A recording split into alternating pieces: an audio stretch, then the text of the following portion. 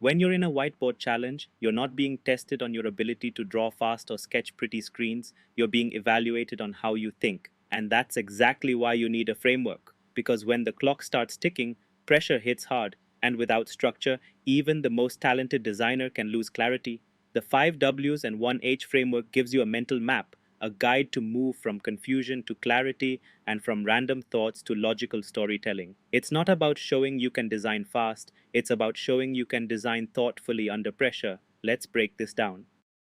Let's discuss about clarity of thought. Interviewers want to see if you can untangle complexity. When they throw an open-ended problem at you, like redesign the travel experience, they're not expecting instant wireframes. They want to see how you slow down, understand the context, and define the real problem worth solving. So instead of jumping straight into drawing, step back, ask the right questions, frame the challenge clearly, because clarity always beats chaos. Next is problem-solving structure. Once you frame the problem, the next thing interviewers look for is how you approach solving it. Do you have a method, or are you just brainstorming randomly?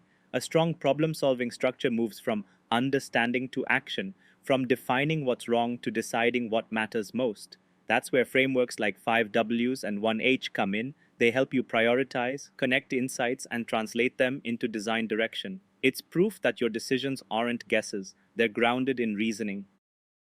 Decision making under time pressure. Here comes the real test. Can you think clearly when the clock is running? Because in that moment, your calmness, communication, and prioritization reveal more about your maturity as a designer than any screen you could draw. You're not just solving a design task, you're showing that you can manage ambiguity, adapt, and keep moving forward when things are uncertain. That's what every hiring manager is really looking for.